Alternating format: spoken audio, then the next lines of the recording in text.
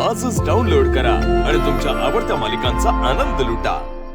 आज पार्टी ऑफिसमध्ये जे काही घडलं ना, त्यातून मी 3 गोष्टी शिकलो।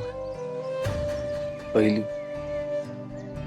आजवर घर असो किंवा पार्टी ऑफिस असो, सगळीकडे माझंच कौतुक केलं जायचं आणि दादाला नेहमी घालून पाडून बोलायचं। पण आज जेव्हा तीच वेळ माझ्यावर आली ना, तेव्हा मला कळलं की दादाला इतके दिवस किती वाईट वाटत असेल। दुसरी गोष्ट, आजवर पार्टी ऑफिस असो किंवा पक्षाची काही कामं असो ना, यासाठी मी दिवस रात्र मेहनत केली आहे। पण जेव्हा तुमचा कामाचं क्रेडिट दुसऱ्याला कोणाला तरी मिळतं ना, खरंच खूप वाईट वाटतं। आणि तिसरी गोष्ट, मॅडम अहो आजवर सगळंच मला आयतं मिळालंय। म्हणजे मी जरी पक्षासाठी कामं करत असलो ना, तरी शेवटी हा पक्ष माझ्या आजोबांनी उभा केलाय, पप्पांनी तो वाढवलाय। मी फक्त त्याला पुढे नेण्याचं काम करतो। मॅडम एक गोष्ट आहे ना खरी आहे, मी फक्त ती परंपरा पुढे नेतोय बस। आज एक गोष्ट मला नक्की कळली आहे, एखादी गोष्ट जर आपण स्वतःहून निर्माण केली नसली ना, तर त्यातून आपल्याला कधीही बेदखल केलं जाऊ शकतं। आज मला खरंच असं वाटलं की मला काहीच किंमत नाहीये आयुष्यात। मला कधीच इतकं दुर्लक्षित फील नव्हतं झालं। अहो काय झालं, तुम्ही हसताय कशाला असं? सिद्धिराज, आज तुम्ही ज्या गोष्टीला सामोरे गेलात ना, ते आयुष्य मी गेले कितीतरी वर्ष जगते।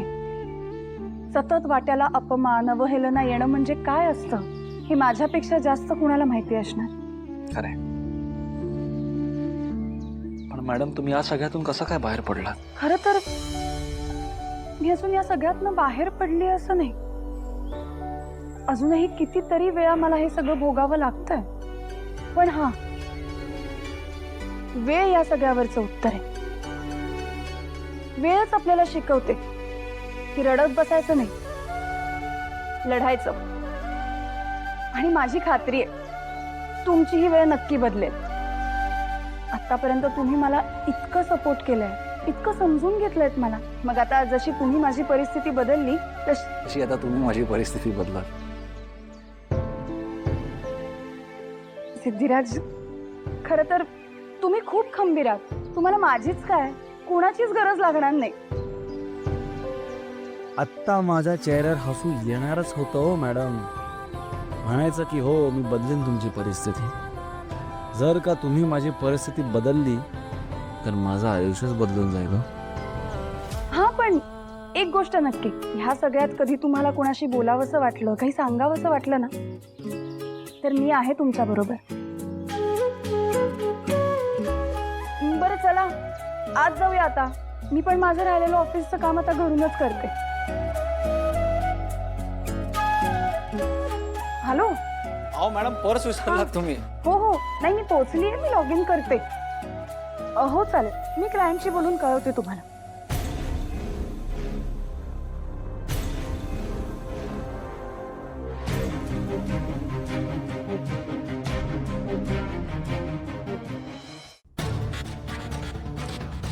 सिद्धू, अरे काय हा?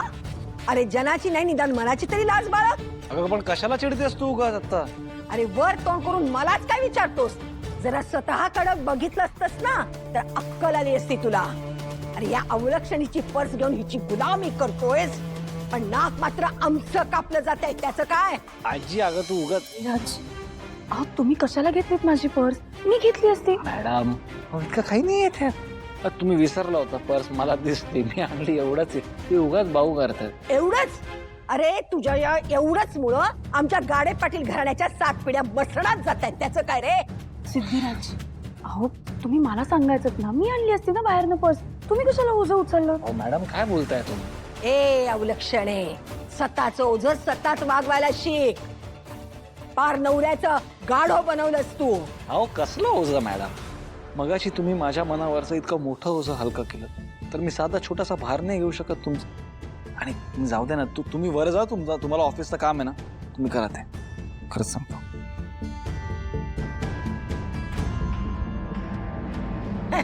वा सिद्धू वा, आज तिची पर्स उचललीस, उद्या तिच्या चपला पण उचलायला कमी करणार नाहीस तू।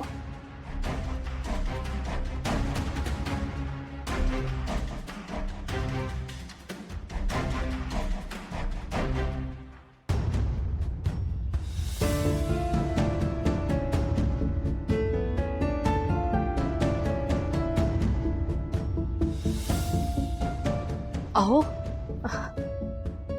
काय झालं? काय म्हणाले बँकेतले मॅनेजर? खरंच कर्जाचे हप्ते बुडाले? बुडालेत ना?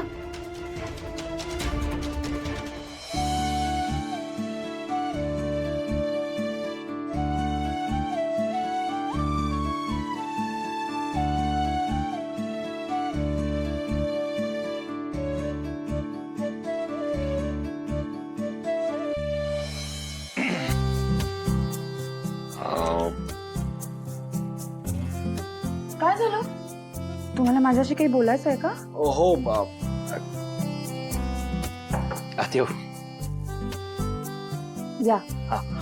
ऍक्च्युली मला तुम्हाला हेच आणि सांगायचं. यापुढे न विचारता या.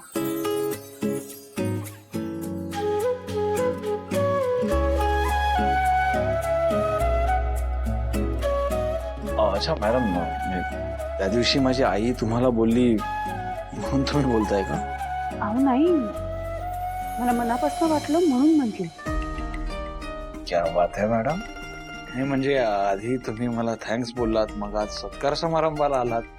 आता मी अपसेट होतो तेव्हा तुम्ही घरून ऑफिसचं काम करायला तयार झालं आणि आता बोललात की रूमच्या आत येताना परमिशन घ्यायची गरज नाही. मॅडम गाडी कुठे चालली तुमची?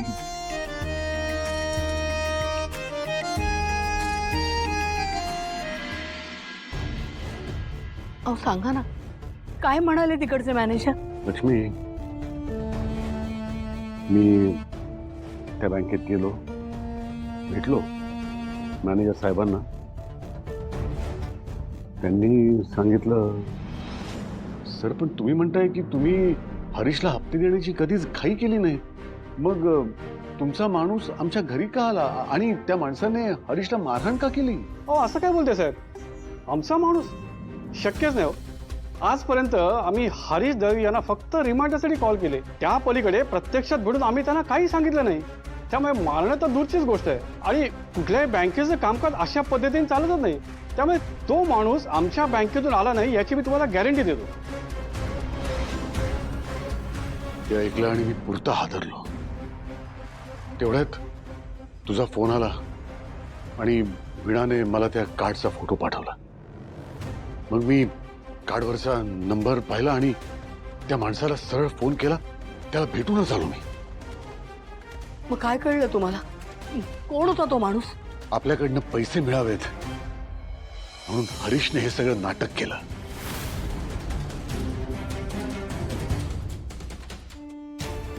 मुलं आहेत की कोण आहे तो? म्हणजे आपली मुलं आपल्याशी भांडतात, उलट बोलतात, खोटं बोलतात इथपर्यंत ठीक होतं. पण आता म्हणजे आपण त्यांच्यासाठी आईबाप राहिलेलंच नाही. आपण म्हणजे त्यांच्यासाठी आता फक्त 25 लाख असलेली माणसं आहेत. ते काही नाही, आता तुम्ही थांबवलं तरी मी थांबणार नाही. मी हरीशला जाब विचारणार, त्याला चांगलं थोबडवून काढणार आहे मी.